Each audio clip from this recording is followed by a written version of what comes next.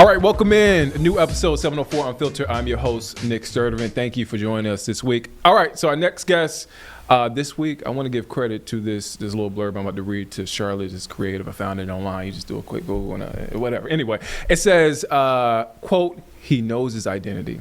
He sees the Queen City with clear eyes. He sees the real Charlotte and is working to make it better for everyone and wants you to pitch in too.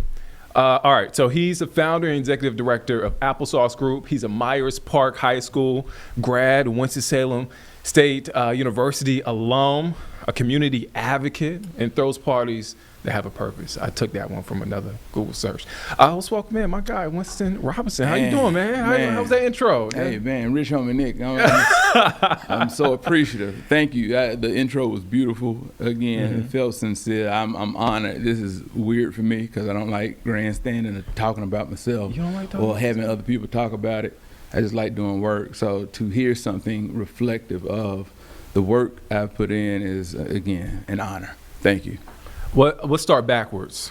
The fish fry that happened recently. So this episode's going to come out in a couple of months, or y'all be checking it out. Whatever. But they had the fish fry recently. Ooh. Incredible. Amazing. You feel lighter. You look lighter. I am. I'm telling you, now that this joy has already hit my spirit, and we're talking from the context of it already gone down. Yeah. Exactly what it was supposed to be, Nick. Incredible. What is always with the event, and any event that you put on, what is always the takeaway for you? Not just folks. We know that this is, Applesauce Group, and we'll get into the beginnings of Applesauce Group, right? But you want people to take something away, right? Resources, right? But what do you take away from the event? That's my resource. The connectivity of it all. The success of it all is the joy, the feeling, the intrinsic value that doesn't show up in data. Like, one of my favorite lines, a rapper by the name Lil Russell has a song called Cisco. And he has a line that says, I'm outside, that's where the paper at. You ain't popping if they asking where the data at. You can't see it? So it's like, what are we talking about data? Like, look at it. It's here. But that's my reward, just to be there, for my spirit to have that energy just immersed. Man, that can't pay for. My children are there. Yeah. They get to go on stage. Did you see it? There was a clip of a little girl revving the engine, almost blew out poor Raja Caru's car. But that is a core memory unlocked for her. There will be nothing in the world will be able to take that moment away from her. That is a confidence boost that will guide her through the rest of her life. But I know people and systems and everything will try to strip that confidence away. But now she got that little bit from that small moment to help push her through a little bit more. That's my payment. You know what I'm saying? Like, you got serious. I was about to say a little Russell joke. I'm never serious. I was about to say a little Russell joke. I'm never I was about serious. to say it was heaven sent, but I'm not going there. I see what you did. We're not going there. Not today. Current affairs? Now that's a journalist. He knows all. Oh, man. Shout out Reference to Russell. points. You talk about that core memory for that young girl. For you, going back, what was the core memory growing up in Charlotte? Because you're one of the few. I say few, a lot more than a few, but you get what I'm saying. The city is changing a lot. You don't see a lot of Charlotteans, but core memory. Yeah, man, that's the thing. You don't realize it until they become unlocked and understand, wow, that was a young outcast performing on the football field at West Charlotte for West Fest. That was Pastor Troy at, I forget what it was in 1999. Off North Tryon. Ain't no playing, GA? Yes. Walk around with a belt. Like, who is this young rapper? Oh, I heard that beat before. Like, all of those things happen in community. The Fellas, Scoop, J Love. That was a local dance group, but they were celebrities. Yeah. They deserved to have those platforms. They came from neighborhoods where we lived, and they were stars, and we treated them as such. And today, I don't know where those places exist to showcase the platform that they deserve. And that's what the fish fry is inspired by. Well, I let me push back on that, right? You know who the stars are now? It's not the rappers, it's not the singers, it's you. No, for real. It's the community work. I'm I do my part, but the people on stage, again, the every trombone and brass player from House of Prayer, that is a star. Sianka, she's a star. Sonny Miles, who's performed on the Fish Fry stage, he is a star. Harvey Cummings, y'all look over here. I can be loud, I can be distracting, I can be funny, but the message is, y'all look over here, these incredible things. Yeah, but people can walk and chew gum at the same time, so they can look over here and then glance back over here. So the star is the community work. I mean, we all have our part, right? Yeah, I appreciate it. But yeah, that's what it is. It's weird for me. I know it is, and I gotta give you your shine. Yeah, it's fine. This is what this platform is designed to do. Give people the shine. I know. Oh my God, it's so awkward and cringeworthy. I mean, thank you though. I appreciate it and I receive it. Don't get me wrong. Yeah. Like it's just like I'm an outwardly facing guy. I like, man, this is so beautiful. All of these things we have. Don't look over here. Look over this stuff. That's what I want to show. Look at West Charlotte. Look at West Side. Look at history. Mm-hmm. It's so many other things. Like I'm fine. I'll be here, but I'm here to do the things to showcase all of the J Hills of the world, the J Hills, the William Hills. His father is legendary. Your father's legendary. Yes. Like again, Nick Sturdivant. Now you're in Charlotte. You got to learn about William Hill. That's duty. That's that is your investment to live in the city, right? You have to learn about those who shaped it for you, and that's all I want to do in an organic way. Create the environments where Nick Sturdivant can understand the context of William Hill in a beautifully organic way. And that's it. And we can do that over a piece of fish. Ain't nothing wrong. Although we have somebody in the room who says they don't like fish, but we're not gonna get into that. We're not gonna get into that. We're not gonna get into that. I ain't had the right kind yet. they don't have the fish you have at UNCG. Our fish got a little more seasoning. Oh, I want to say something, but I went to High Point University. Now y'all fish got seasoning because that's rich fish. But here's the thing. That fish got money. You could take me off the board because I'm from High Point. So I'm from the soil, man. I'm from Hoskins Fish Market, man, on Hoskins Street. If you know, you know. But I'm saying, you know what I'm saying? I just want to throw that out there. I'm just not your typical High Point University grad. I'm from High Point. But you do have beautiful furniture in your house, though. Because you are, come on now, you just can't be High Point that through and through and not have amazing furniture. Here's the thing about High Point, and I don't want to make this episode about myself, but High Point is a very working class city. It's a city divided by, like a lot of cities here in North Carolina, the haves and the have-nots, right? And there's a disappearing middle class, which you see across America, right? And so, yes, in the area over there by the Emerywood, that's what I was trying to think of the name of the neighborhood. Yes, they have a lot of money. They have some of that nice furniture.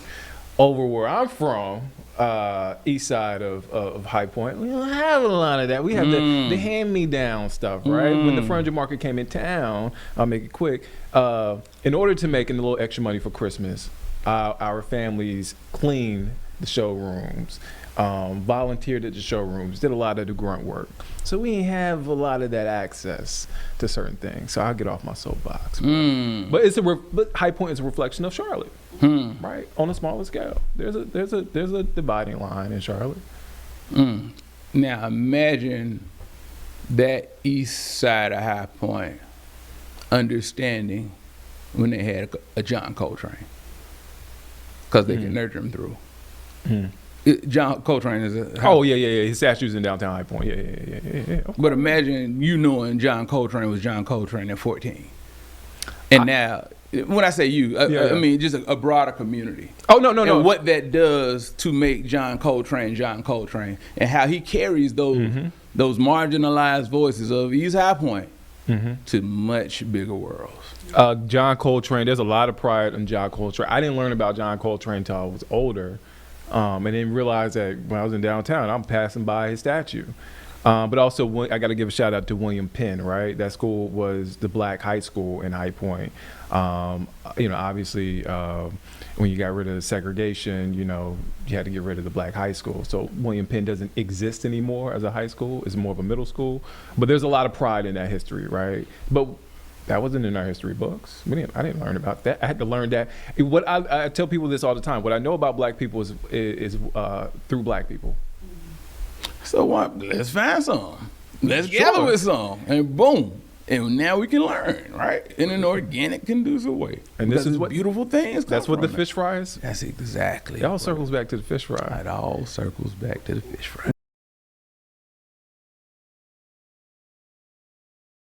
When did you know that, what did I read here? Those parties that have a purpose. When was your first party that you threw? I mean, I've been the same person since 8th grade. No, I'm dead serious. I remember the first time I got in trouble for something of the sort. So my nickname being Wilmo is because I'm from a community in Charlotte, Willmore. Yep. That is very different now. And we had a community festival every year called Wilmo Day. And we had a parade, and it was amazing every year. Then the neighborhood dynamic started to shift. I was in 11th grade, and I wanted Wilmo Day to be what I remember it for one last time. So we had this thing on the Breakfast Brothers Morning show with B.J. Murphy and Keith and Trey. And they had freestyle champions, time for the roll call. And I ended up winning the roll call. Not a rapper, but I had jokes. And I just wanted the time on the radio to make the announcement that Uncle Luke was coming to Wilmo Day. And since I was the champion, I could do it weekly and get some shout outs. So I built this whole thing that Uncle Luke was coming to Wilmo Day. Because at the time, Scarred was the song to play at the club. Very up-tempo. Look that up on Google. It's called Scarred by Uncle Luke. Well, I don't know, Uncle. I'm just an 11th grader in Charlotte. I have an Uncle Lucas.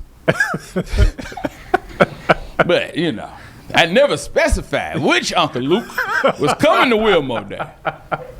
But that was the most amazing Wilmo Day.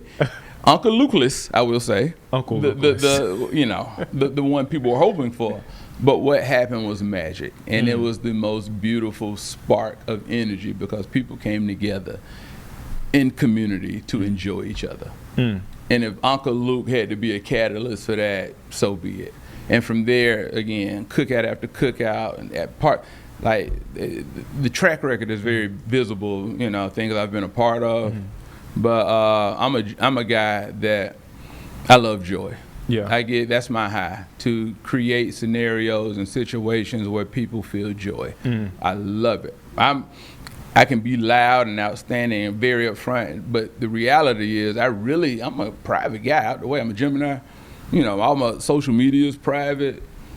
When I host things, I just get into it. I don't introduce myself because, again, it's not about me. I just want people to feel comfortable in an environment that is curated by joy with intentionality, so they feel a part of a show, not just I'm at something.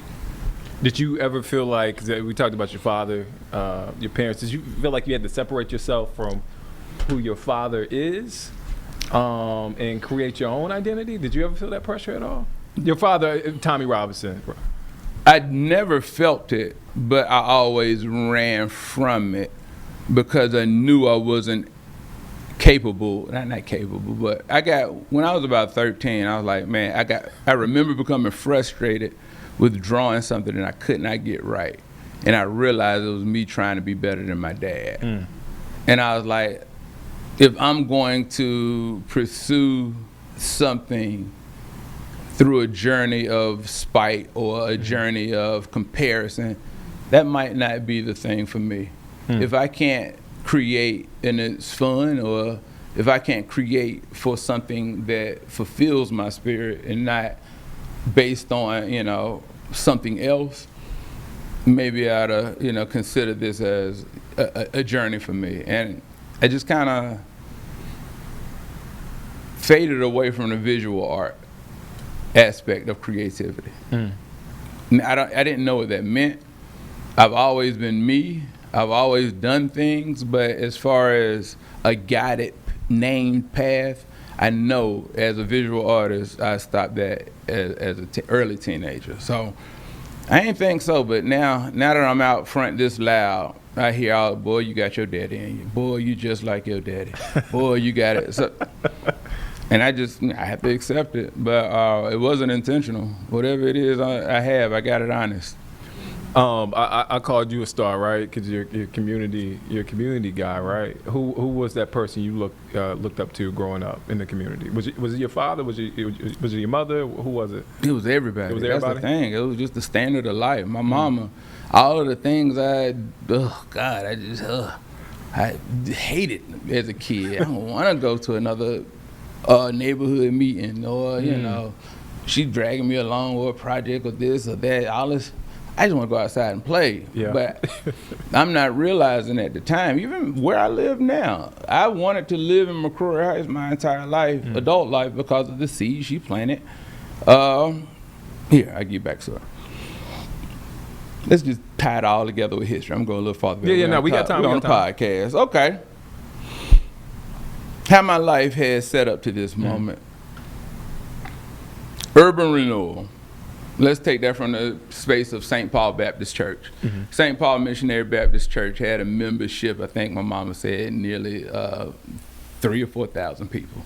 It's Brooklyn. It's the center of town. All of the large houses of faith are centered in this community of Brooklyn. Urban renewal happens. We know the story from the surface level. But those individual institutions such as St. Paul, now they have to make a decision, and we're talking about close to with thousands of people. Yeah. So there was a faction of the church when it came to move. This is right after the Fair Housing Act, 1968. Some of the church like, hey, we can go to this church right here in Nodi, which is Nodi now, North Charlotte, and this is a nice church. It used to be white and but since we can. And then another group like, nah, we're taking a white folk hand-me-down to establish our brand new church. So they were like, here, we'll go here. So now we have two different churches setting up for St. Paul, and now there's a group of people that want to do something else, which my grandparents were in. So now they have established we're going to be Mayfield. And then they are going to establish Mayfield Memorial Baptist Church. Then the same thing happened in Hidden Valley. Like, ooh, we can get this old church over here that the white folks don't want and make it ours. And that is Mayfield Memorial Baptist Church. So my grandparents were like, no, that's the same thing that was going to happen in North Charlotte. So they took their group of people to Oakland Avenue and the recently also victim of urban renewal Greenville to establish First Mayfield Memorial Baptist Church, which they built from the ground up across from Fairview Homes, which was a former public housing project in Charlotte, and newly established Greenville neighborhood that is there now, which was by a project by, which is now Dream Key Partners. I forget the CMHP at the time. But anyway, so my grandparents literally put their home up to start First Mayfield Memorial Baptist Church. But my mama lost out because she was 16. All of her friends were on that other side. Her deepest relationships, her fondest memories, all of her friends, this rift in the church separated her from all of that. So that church trauma of starting a new church, now you all in church every day. Your grandparents started a church. By the time I get here, I'm in that same system, church every day. My church trauma, Bible study, Wednesday, all the time. But now it's a family business. Somebody already got an anniversary. And after church, this is on Oakland Avenue, and I'm in Willmore. We would go straight down Oakland, and she would we would stop at Peso's grocery store, get some collard greens and smoked turkey. Mama never ate pork. And you get the smoked turkey, and she would drive through McCrorey Heights and tell me the history of every single house that she knew. Wow. And this is what my doctor was. And here, this is Waddell. He was the principal here. This is So I'm like, man, come on, I just want to go watch football. But I'm not realizing at the time she's planting the seeds that will eventually become what I care about in adulthood. So when I'm, out loud, or when I'm out front this loud, hoping to protect this sacred space from another 77 widening project, it's not because I want attention on me. No, that's the last thing I want. Yeah. I just care about this place. I understand how the sanctity it is. Like, no, we have to protect these spaces. And that's on, the 11-mile stretch. This is the living room to our city. And we just treat it like, this, honestly, it's not even a good highway system that they're offering. It's like stuff that get the cities that get a new cheesecake factory or something. We're beyond that. So it's like, no, we have to protect and understand the reverence of these spaces because it's better for our cultural heritage. As a city, we're moving faster than our cultural identity and the perception of the world and the nation that they have on us. And it's spiraling. And I'm just a guy. Yeah. It's like, I'm trying to hold on to these ropes. Like, wait a minute, this stuff is important. This is our story, our legacy. We're building who we are. The clay is still wet, but everybody's like, well, the money. Listen, the money will always be the money. Yeah. But if we don't have anything foundational, we'll lose ourselves in it. And that's what's happening right now. Again, that's how I get to be the unicorn. Because people don't see unicorns often, right? How do you share that, though? How do you share that responsibility, right? And I just don't want to put it on you, but how do you share that responsibility? How do you make that resonate for folks who have been here, who have fought for decades, right? And then folks who have just moved into the area, they may be familiar with Charlotte, but they're invested in the community. How you get them to buy in? Having a fish fry. That's fair. That's all I can do. I just know how to do my part. I don't have the answers. Right. I just know what I'm able to do. Yeah. And again, that's important to me. So if some people don't have that interest, I can't, what's the conversation? But again, it's important for me, being from here, the context of Nick Sturdivant, knowing a William Hill. Because I understand the trajectory of a Nick Sturdivant. And I understand the legacy of a William Hill. And how tied together those things are. And how much shorter Nick Sturdivant's journey would be with the context of a conversation of somebody who's been here since his entire life. Doing business. Literally made the chicken coop sign that people got t-shirts. Like, again, here's a legend, very accessible, legendary figure. But, you came here to make a life for yourself. You got on blinders. You're not realizing these things could help me in that journey and also help me in myself. To find those relative pathways that maybe can give you contextual advice or experience or just, things that for your specific walk is the reflection or you need, if that makes sense. No, that makes sense.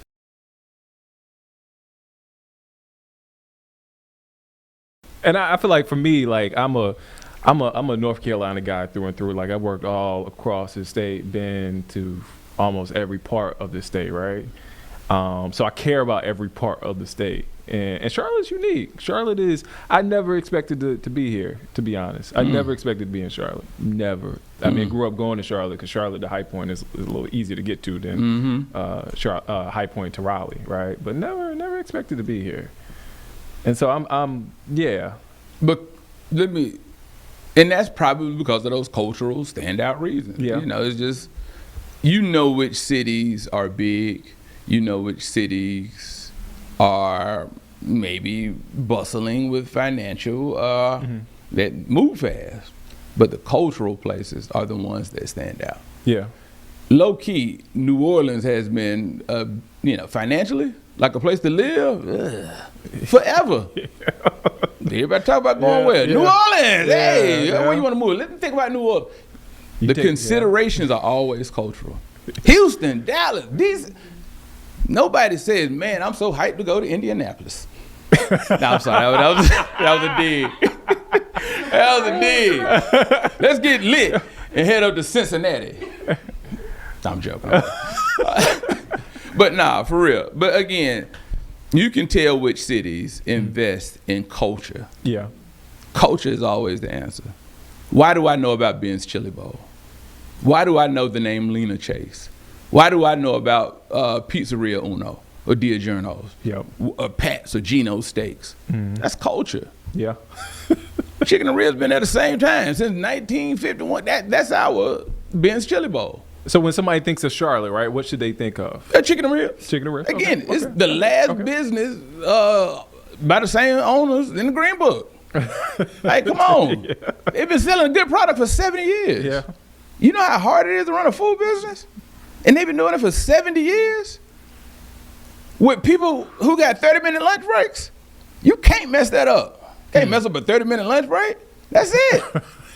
You can't. No, there is no room. You know how? No, they can. That's a master class in efficiency and effectiveness in business.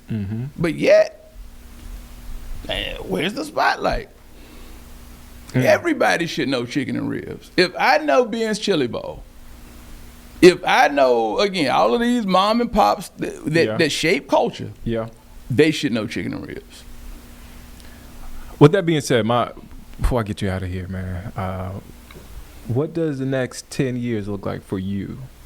And what does the 10, and with you, I mean you and Charlotte? I have no idea. They're tied together. You and Charlotte, you and the city of Charlotte are tied together. Idea. They're y'all at the hip.